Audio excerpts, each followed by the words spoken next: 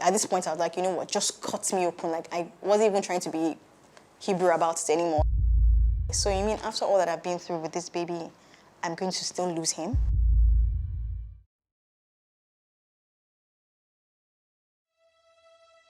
So when it was a few weeks to my due date, as it is for most women, you get anxious, you want to see your baby, you know, you start to get excited. So I remember like 2 days before my due date, I did some rigorous activity because I heard that if you want your baby to come faster, you can, you know, do some rigorous activity. So I said to set up the baby room myself. So I was there lifting up beds, you know, trying to place the rug on the floor, basically just trying to set up the room myself and also trying to trigger the labor to, you know, happen quick so that my baby could come quickly. I don't know if that's what led to my dramatic, you know, story, but I think it had something to do with it. So 2 days later, I started to feel funny. I started to have cramps. Yes, I'd already read about, yeah, when it's time for you to go into labor, you start to have cramps. The conditions for you to come to the hospital, for them to admit you for labor, you'd have to have your bloody show. The membrane that, you know, separates, that covers the cervix the moment you get pregnant, it comes out, and then that means your baby is now free to come out. So that day I started to feel funny. I started to have cramps, but I felt, nah, I can't believe what, because I was excited, like, no, maybe I'm just imagining it because I really want this baby to come out.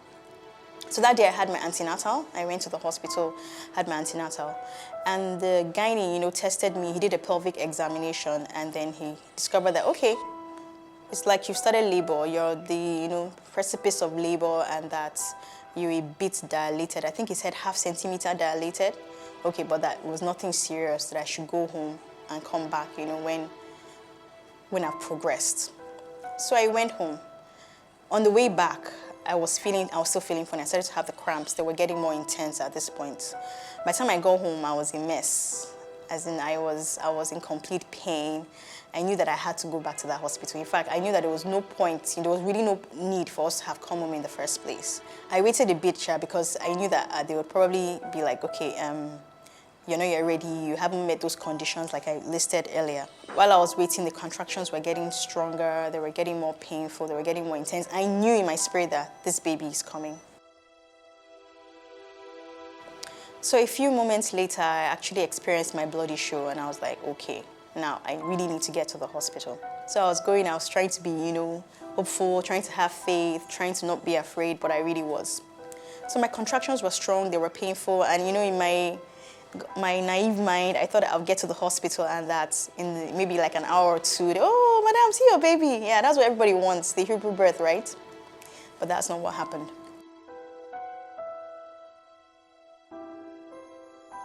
We got to the hospital that evening and the doctor was like, okay, fine, they're only admitting me because I had my bloody show, but that my contractions were not strong enough for me to actually progress in labor and that they were going to watch me overnight. That night was horror because I was in pain. The contractions were strong, but they were not strong enough to make me dilate. And I don't know why. I also experienced this with my second pregnancy, so I think that's something that's just particular to my body type or my makeup. So I have strong contractions, but they're not strong enough to get me dilated. If your cervix is not dilated, you cannot have the baby. I woke up in the morning in terrible pain, contractions. I've been having contractions since like the morning before. So I was there the next morning. They kept on checking me, pelvic examination. It got to a point that pelvic examination was actually even more painful than the contractions themselves. One doctor will come, check you, another doctor will come, check you. Got to a point I was like, please, I don't want anybody to check me again. Like, let's just wait when they think I've kind of progressed. In fact, I was even trying to pick a doctor, like there was one particular doctor that her own touch seemed to, you know, feel a bit more okay than the other doctors, and I wanted her in particular to be the one. I was like, no, madam, you cannot choose. Continue having contractions. To me, they were strong. But the problem with my contractions was this: they were irregular. Sometimes I'll have every 5 minutes, sometimes I'll have every 1 minute, sometimes I'll have every 10 minutes. They were just, the time was just fluctuating, but they were strong. Real strong contractions that were painful, but I wasn't dilating. So by that afternoon, they checked me. I think I was only 3 centimeters dilated. That's from like the day before that I told you I was like 0.5 centimeter dilated. 3 centimeters dilated by afternoon, and at this point I was beginning to really like get concerned, like I'm in pain. I was beginning to lose it. My strength had gone because when the contractions come, I just use all my power, to kind of like hold the pain, because that pain is, it's not a pain that you can really express to people. It's something that's experienced. You cannot explain it to people. They won't understand.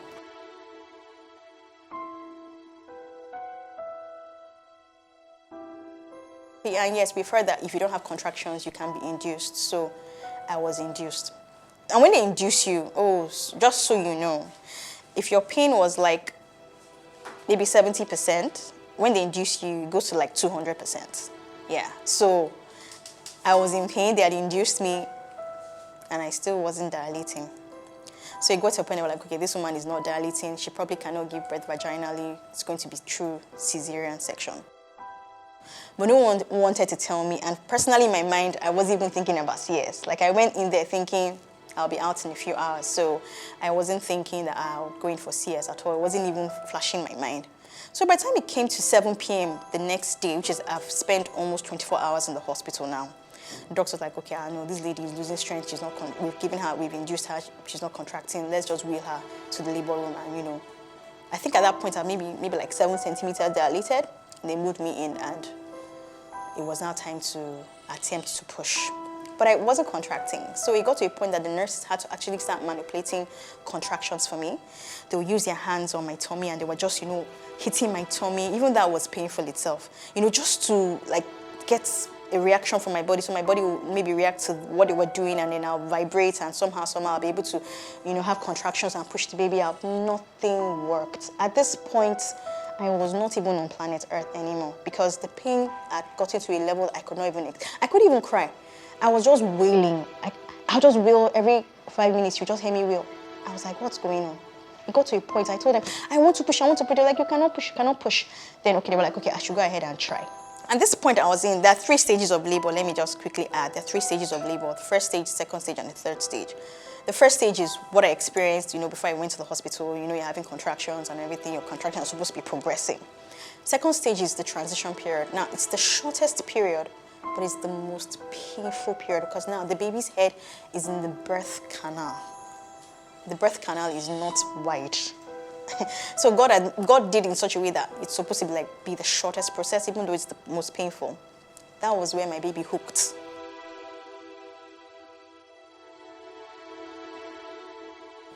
He was right there in the birth canal. He wasn't coming out. He wasn't going back in.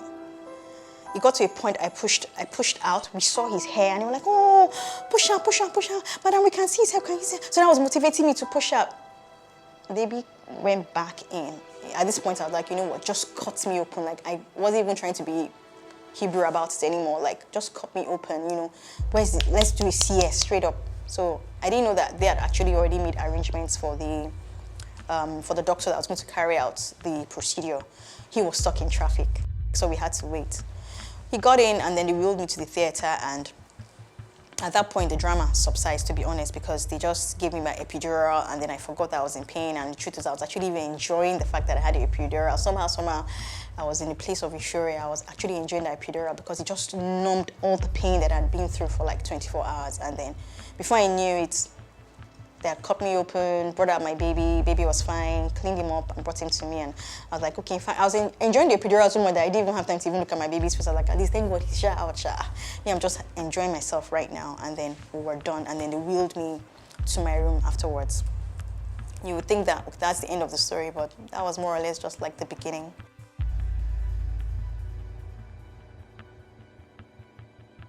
Because he had gone through that trauma in the birth canal, he started to jerk.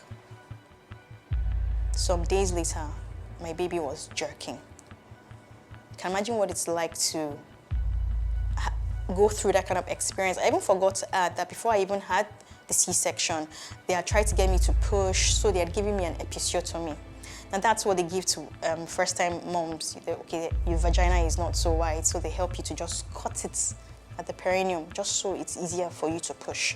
So I had a cut there, and then I had another cut from the CS, just to bring out one baby. And then my baby comes out, and then my baby is jerking. And I was in the hospital, and I was like, what the heck is going on? I thought the drama was over. He was jerking, They were, it was almost as though he was becoming epileptic, because the jerking would start from one side of his, body and then move to the other side. I was like, what is going on? Do I have a sick baby? And then they were like, oh, it's nothing, it's not a big deal. They're going to keep placing him on antibiotics. That it was the trauma he went through at birth, that's affecting him. Thankfully, yeah, the antibiotics worked and then the jerking stopped. Some days later, the pediatrician comes in and then she tells me, oh, the way I'm looking at your baby is jaundiced. I'm like, there's still more to this story. And that jaundice hits me because my cousin had just lost her son to jaundice at the hospital, and hearing that just made me feel like, okay, so you mean after all that I've been through with this baby, I'm going to still lose him? I was so upset when the pediatrician, in fact, it got to a point that she couldn't even talk to me.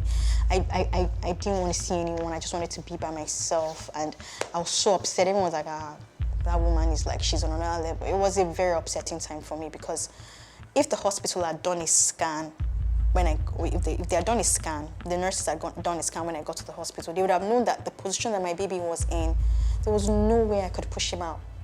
There was no way I could push him out like that. So I just went through all that punishment for nothing, and I still ended up having a CS.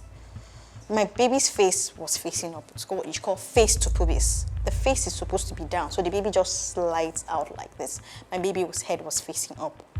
So because of that, his face, his nose, and all of that wouldn't allow me to push him out. Thank God I didn't even try to force it. Imagine if I forced it, his face would have been deformed for life. He was treated for the jaundice, put him under that ultraviolet ray, and then he got better. Then as if that wasn't bad enough, sounding like a drama, right? As if that wasn't bad enough, some days later, because we were in the hospital for 10 days, 10 good days, one problem after the other. They said, okay, his blood is hemolyzing. What is that? His PVC is low. His PVC is supposed to be like 40% and above. For a newborn, his own was 29%. What's going on? Something in the blood is hemolyzing. What is the issue? There is incompatibility between his blood, my blood, and his father's blood. There were lots of terms I've never heard before in my life, lots of things I'd not heard that I heard that day. ABO incompatibility, what's that? If you have someone from O blood group, marry someone with AB or is it A, and then there's something compatibility. There's some incompatibility in the blood that affects the baby and causes the baby's blood to hemolyze. So basically, my baby his PVC was dropping because something was, causing his blood to hemolyze from our own blood. So he had to go for a blood transfusion. I'm a universal donor, but because I just had him, there was no way they could get blood from me. So they're like, okay, the next best person would be his dad, because he'll most likely be in the same blood group with his dad. So thankfully, they did something right, and they decided to test, his dad's blood with his blood, just to test to see what the reaction of the blood would be like. And the blood was coagulating. The blood was forming blood clots. So thank God they didn't say, oh, automatically he will definitely be the father's blood group. Let's just go ahead and just do the blood transfusion. That would have been another case altogether. So they tested and they found out that the blood was coagulating, so the father couldn't be a donor. We had to get blood from the blood bank. All this drama, and then my son came out, his head was, lopsided in one kind of funny way like that, like a cone, because he had been in the birth canal for way too long. So they had to take him for a scan to be sure that everything was okay. That was my experience. So it's needless to say that I had postpartum depression. I had it from the hospital, because I didn't sign up for that. I don't think any woman, when she gets pregnant, especially for the first time, it's new, something you've never experienced. I don't think any woman sits down and imagines that, it's going to be dramatic. Yes, you'll be worried, you'll be afraid, you'll pray. I see a lot of women reading Supernatural Childbirth, which is a really good book, by the way.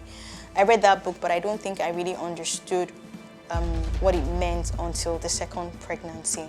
So that was what happened to me the first time, and I won't lie, it really left a bad taste in my mouth, and I was like, I'm going to take a major break from having children. And that was why it took me 5 years before I had the next one. But thankfully, the next pregnancy was a different experience altogether. It couldn't have been easier. It was exact opposite. There was no complications whatsoever. I had the same issues with my contractions being irregular. That's why I said I probably concluded that that has to do with my body type, you know. But other than that, everything was just smooth, no drama. And I even had a vaginal birth, by the way. Yeah, people say that once you have a C-section, all your babies, you know, you have all the rest of your babies through C-section. But I had the second baby through a vaginal birth, so I think that was God's way of compensating me for what I'd experienced the first time, because I really wasn't, it was not a nice welcome to motherhood at all. It wasn't, but hey, that's close to 10 years ago now, and my son is 10 years, and I'm really, really grateful for that.